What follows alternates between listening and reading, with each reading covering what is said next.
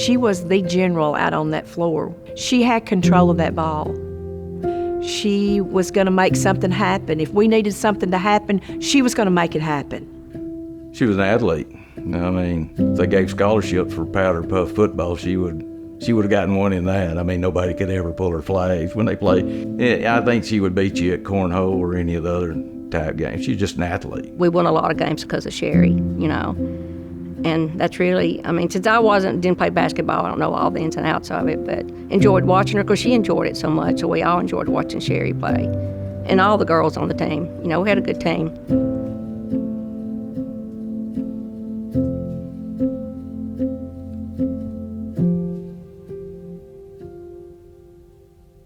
Really, the biggest influence in my life was my sister, Kim. She was not only a sister, but I really looked up to her as a player. She was probably the most athletic in our family. And I would think Paige would probably tell you the same thing, my younger sister. We really looked up to her, not only in basketball, but just in life. We grew up, I was a couple of years older, and just good friends, athletes. We played ball, and she played ball, and she ran around with the people I ran around, so everybody knows everybody in Savannah anyway. In 8th grade, she got in my homeroom, sat right behind me.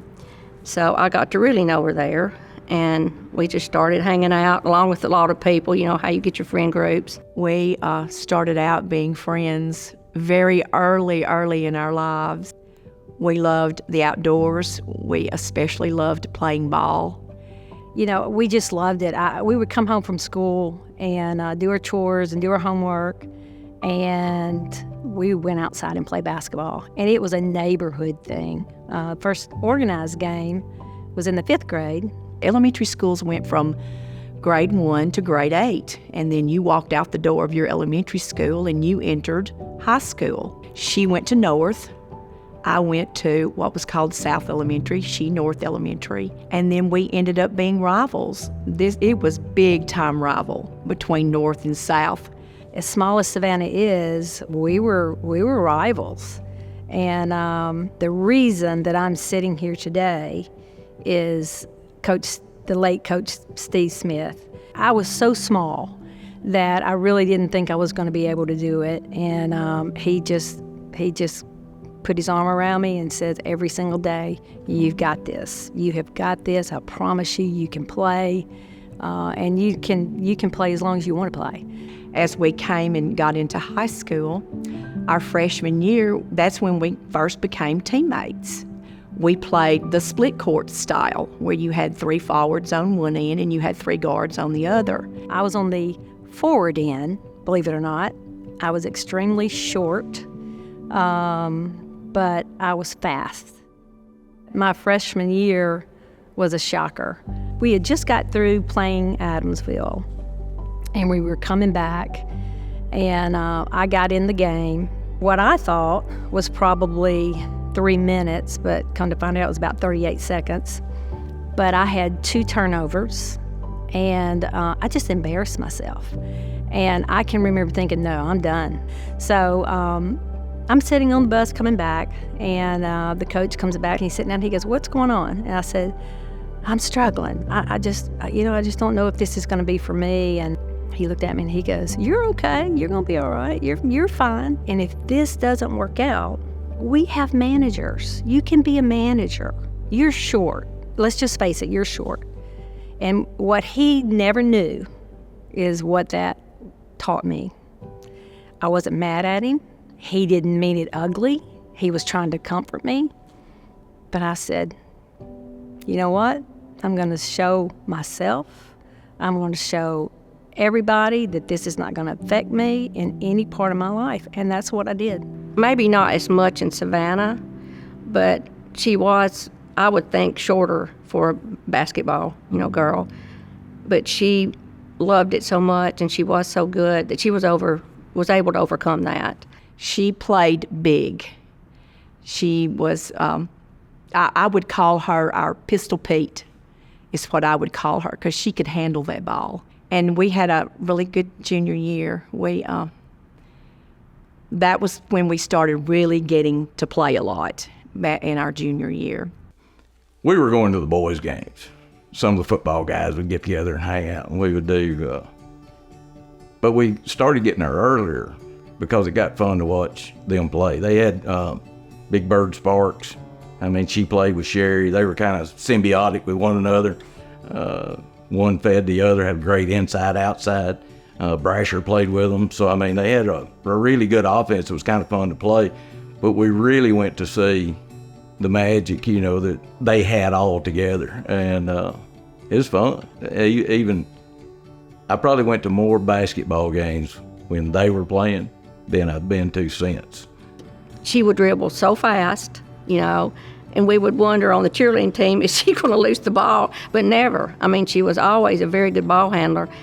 And I feel like I would always see her looking at someone else, but throwing it to another one, and I would think, oh my goodness, is that person, no, she's going to throw it to him. One of the highlights for the guys that would come and watch a ball game was who was she going to bloody that night, throwing her passes, those no-look passes. Nobody would see the ball coming. Her teammates finally learned after, 2 or 3 months playing with her that they got to get their hands up, because she would hit her own people in the face, and the other team too. They never see it coming. She had really good court vision, was probably that, along with her handles, and she was always quick and speed, so she had all those elements to make a point guard. And then our senior year, we played Lexington twice during the season. We beat them at home. We also beat them over there at their house too.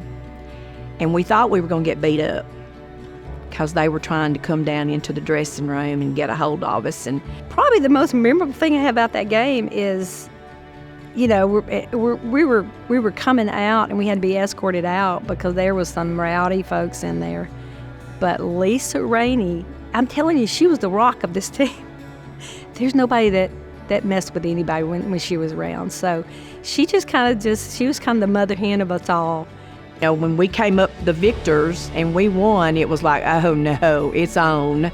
Yeah, that was a pretty wild scene.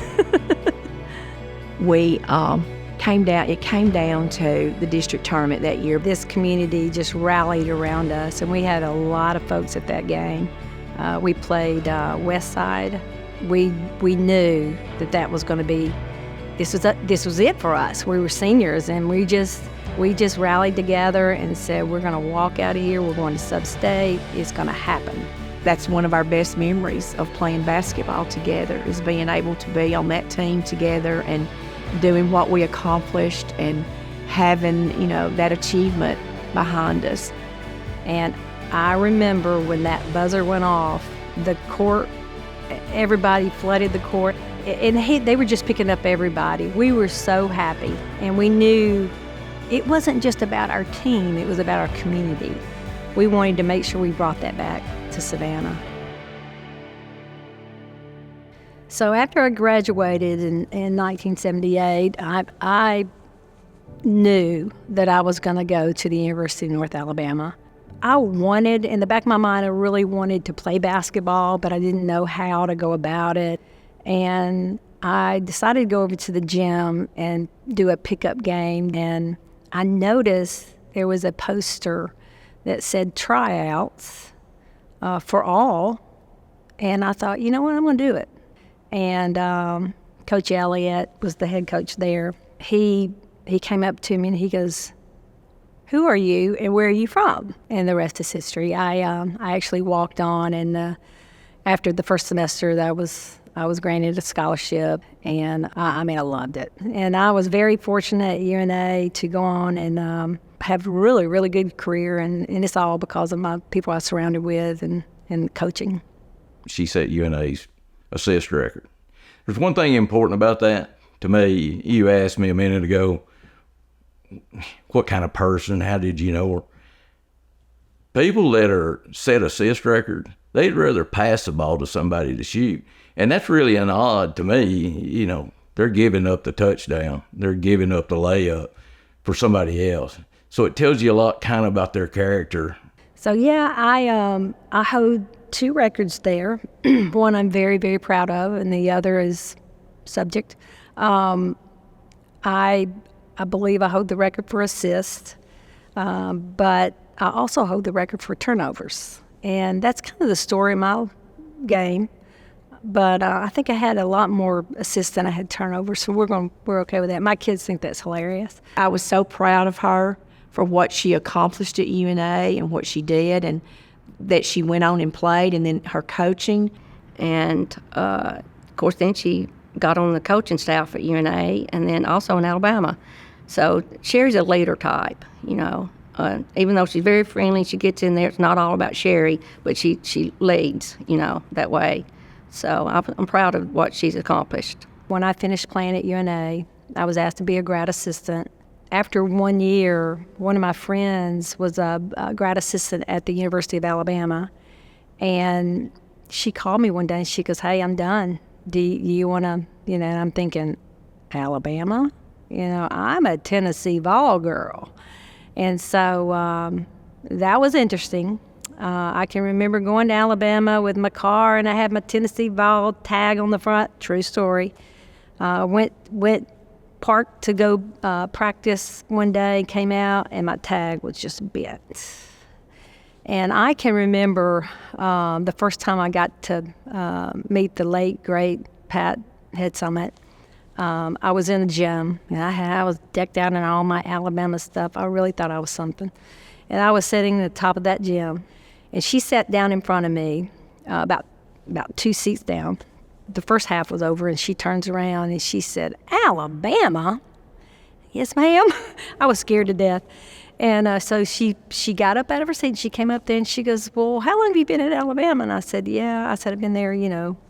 This is really my first recruiting coordinator job." And I will never forget her. She was so kind and so helpful. I said, "I just got some questions about, you know, what are you looking for?" She goes, "Well, first of all," she said, "have you seen me even watch the game?" She said, "You get to know that secretary in that school. You get to know that parent, that mother, that father." She said, "Then you get to know the kid." She goes, "You already know she can play." So I took all that. She was a huge inspiration to me, and I'm at Alabama. She wanted me to do well. And it surely didn't surprise me that she became a coach, because she always had that mindset of a person that loved the sport. She knew the sport. To do what she accomplished takes a lot of perseverance, and a lot of, you know, she was the type, if she wanted to do something, she went after it, and she wanted to succeed in it. And that's a great thing to have, and other people watching you, that encourages them, you know. So probably the biggest thing that stands out today for me was the year that we went to the Final Four. And that year, we had another assistant coach, Dottie Kelso, who was actually my best friend at the time. But unfortunately, that year, Dottie had an aneurysm and passed away. And our team, I mean, we didn't know if we were going to be able to continue the entire year. I mean, we were just devastated. And it took us a minute, but Coach Rick Moody, who was the women's head coach, called us in, got us together, and said, "Look, we're no longer playing for the University of Alabama and ourselves. We're playing for Dottie Kelso." And we did. And she was missed, but she was with us. And I promise you, we had a seat open for the rest of that year. And we were the Cinderella team. Like I said, Coach Rick Moody held that team together. And very special. It was so fun. And to go to the Final Four was amazing. Absolutely amazing. You know, I think the thing that I'm most proud of is, first of all, how I was raised by my parents, that, you know, you love people. You know, you just help people. So I've tried to instill that with my kids. And I will say, and I tell people all the time, I said they're perfect. And to me, they are. They are great kids. But I'm so proud of the people they are today. They love people. They help people. And that all starts with my parents.